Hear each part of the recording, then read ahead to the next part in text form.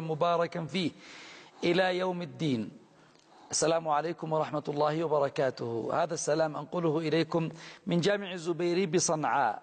باسمكم جميعا أرحب بالقاضي محمد إسماعيل عمراني حفظه الله. حياكم الله قاضي محمد. أهلا وسهلا. بارك الله فيكم. طيب قاضي محمد، قراءة المؤتم الفاتحة خلف الإمام ما حكمها هنا؟ هذا مسألة خلافية مشهورة. فمذهب الإمام الشافعي وقال به بعض علماء الزيدية على أنه يقرأ خلف الإمام، وقال الحنفية والهادوية الزيدية إذا كان الإمام يجهر فلا نأتي بالفاتحة خلف سرا، وقالوا أن الإمام قد تحمل القراءة. ولكن الشافعي يحتج بحديث أن النبي صلى الله عليه وآله وسلم قال ما لي أنازع بالقرآن، ثم قال النبي صلى الله عليه وسلم لا تفعلوا لعلكم تقرؤون إلا بفاتحة الكتاب، إلا بفاتحة الكتاب. قال الشافعية إلا بفاتحة الكتاب فعليكم أن تقرؤوها خلفي. وقال آخرون أنه مخالف للآية استمعوا وأنصتوا إذا قرأ القرآن، ولكن أجابوا عنه بأنه عام ولا معارض بين عام وخاص، فيعمل بالخاص فيما تناوله وبالعام في الباقي. هذا هو الراجع عندي. أنا ممن يقرأ خلف الإمام سرا، ولكن في بعض الأحوال إذا لم أقرأ لا مانع قراءة الإمام تكون لمن خلفه. أي لأنه قال إلا فاتحة الكتاب، يحتمل إلا فاتحة الكتاب فاقرأوا وجوبا، ويحتمل إلا فاتحة الكتاب فلا مانع لهم من ذلك. المسألة بسيطة. طيب قاضي محمد، الذي كان يقرأ خلف النبي عليه الصلاة والسلام فقال ما لي أنازع القرآن، هل هو هذا جهر؟ لأنه جهر. أما الجهر فلا يجوز الجهر خلف الإمام إجماعا، إنما الخلاف في السر فقط. جميل. وقد ذهب جماعة من الزيدية إلى أنه يقرأ خلف الإمام، بدليل أن السيد محمد إسماعيل أمين ذكرها في هذا المسائل البرضية في اتفاق أهل السنة على سنة الزرع والزيدية. وهذا الكتاب قد طبع في أيام الملكي بعنوان المسائل الثمان، وطبع في الجمهورية باسم مسائل فقهية، مسائل حديثية أو مسائل علمية. مسائل علمية. نعم. وين 8 مسائل. جميل. من جملتها الرفع، ومن جملتها الضم، ومن جملتها القراءة خلف الإمام، ومن جملتها التوجه بعد تكبيرة الإحرام، ومن جملتها التورك، ومن جملتها الدعاء. هذا المسائل كلها ما من مسائل إلا وقد قال بها بعض علماء الزيدية. قراءة أو قول بسم الله الرحمن الرحيم، بسم الله الرحمن الرحيم للإمام بالناس، هل هو بالنسبة له تكون واجبة مثلا في الفاتحة وما بعدها من صور، أم في واحدة دون الأخرى الجهر بها؟ الجهر بالبسملة، نعم، هذه مسألة خلافية. ذهب جماعة من العلماء منهم الحنبلية إلى عدم مشروعية الجهر ببسم الله الرحمن الرحيم، ولكن يؤتى بها سرا، مثل إمام الحرم. نعم. حينما يقول الله أكبر ثم يقول الحمد لله رب العالمين، أتى بها سرا، يأتي بها سرا. هذا مثل الحنابلة. وذهب الشافعية والزيدية إلى أنه يؤتى بها جارا وجوبا يا قاضي؟ نعم وجوبا. قال في مثل الأسهار السر في العصرين، الإسرار في العصرين والجهر في غيرها. هذا. وقال المالكية لا يؤتى بالبسملة لا سرا ولا جهرا، في حين أنها في كتب السنة وردت أحاديث صحيحة مرفوعة إلى رسول الله صلى الله عليه وسلم أنه كان يجهر ببسم الله الرحمن الرحيم. ووردت أحاديث صحيحة متواترة وهو أنه كان يأتي بها سرا وهي أيضا أصح. ووردت أحاديث أن النبي لم يأتي بها بالبسملة لا قبل الفاتحة ولا بعد في الفاتحة حينما يأتي بسورة. والثلاثة الأحاديث هذه كلها متواترة، ولهذا ذكرها العلامة الكتاني أحد علماء المغرب الأقصى في العصر الماضي من شيخ مشايخنا في كتاب النظم المتواترة في الأحاديث المتواترة. هذا قال أن أحاديث الإسرار متواترة، الإسرار وحديث الجهر متواترة. وحديث عدم ذكرها لا سرا ولا جهرا متواترة. فالمالكي صمموا على أحاديث، والشافعي ومن وافقهم على أحاديث، والحنفي والحنبلية صمموا على أحاديث. أما رأيي الشخصي فأنا أعمل القاعدة التي في علم أصول الفقه، وهو أنه لا تعارض بين أفعال النبي صلى الله عليه وعلى آله وسلم، ومتى تعارضت الأقوال فالجائز. فأنا عندي لا مانع من قراءة الفاتحة سرا، بسم الله، من قراءة البسملة سرا، نعم، ولا مانع من قراءتها جهرا، ولا مانع من تركها.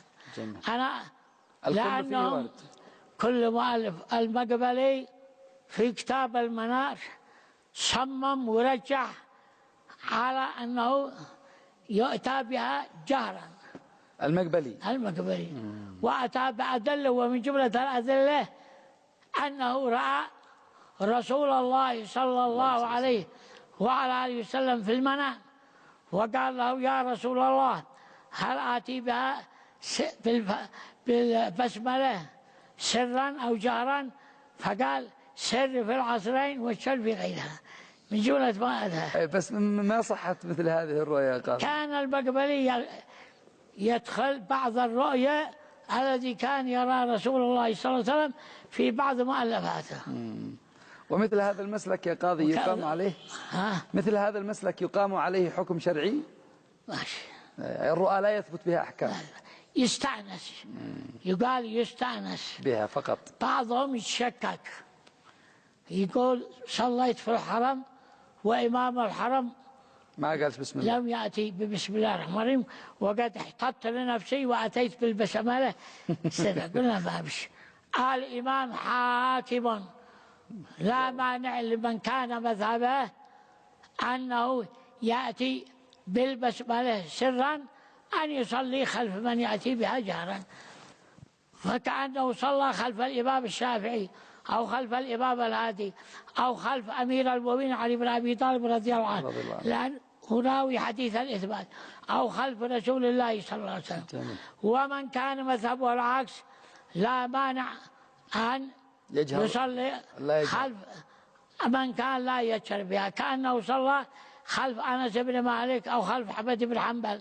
المسألة بسيطة عندي. جميل، جزاك الله خير. لأنني أعمل بالقاعدة الأصولية لا تعارض، وهو أنه لا تعارض بين أفعال رسول الله صلى الله عليه وسلم، فالكل جائز. بارك الله فيك. طيب قاضي محمد، على ذلك في الصلاة قضية دعاء الاستفتاح، يعني كونه في المسائل الثمانية ذكرت أنت أنه بعضهم يقول قبل التكبير وبعضهم يرى بعد التكبير قبل الفاتحة، أين الموطن الصحيح؟ هذا سؤال. هذا يجاب عن هذا السائل المسألة خلافية، فذهب الجمهور من العلماء إلى أن التوجه أو الاستفتاح يكون بعد تكبيرة الإحرام، وذهب الهادوية إلى أنه قبل تكبيرة الإحرام. الراجح عندي والذي أعمله أنني لا أتوجه إلا بعد تكبيرة الإحرام، لأن الأحاديث الصحيحة قد دلت على ذلك، ومن جملتها حديث أبي هريرة عند البخاري ومسلم أن سأل النبي ما تقول يا رسول الله بعد أن تكبر وقبل أن تقرأ الفاتحة، فأتى له بالحديث اللهم باعد بيني إلى آخر الحديث. فأنا مذهبي هو مذهب جمهور العلماء، وهو أن التوجه يكون بعد تكبيرة الإحرام. جميل. وقال الهادوية الزيدية يكون قبل تكبيرة الإحرام. احتج لهم الإمام المهدي في كتاب البحر الزخار بالآية التي تقول وقل الحمد لله الذي لم يتخذ ولدا ولم يكن له شريك في الملك وكبره تكبيرا. لأن علماء المذهب الهادوي يقولوا أن هناك توجهين، توجه كبير وهو من عند قوله وجهت وجهي للذي فضل السماوات، وتوجه صغير وهو الحمد لله الذي لم يتخذ ولدا ولم يكن له شريك في الملك وكبره تكبيرا. قال الإمام المهدي هذا دليل على أن الاستفتاح أو التوجه يكون قبل تكبيرة الإحرام، لأنه حكى التوجه ثم قال وكبره تكبيرا. هذا هو دليل أهل المذهب الهادوي الذي ذكره الإمام المهدي في كتاب البحر الزخار، أنه يكون قبل التكبير. نعم. أما الجمهور وقد أجاب عنه الإمام الشوكاني في نيل الأوطار شرح منتقى الأخبار بثلاثة أجوبة. الوجه الأول لا نسلم أن قولهم الحمد لله الذي لم يتخذ ولدا إلى آخره أنه دعاء، أنه توجه، ولم يأتي حديث لا صحيح ولا حسن ولا ضعيف بذلك فكيف يصح للاحتجاج؟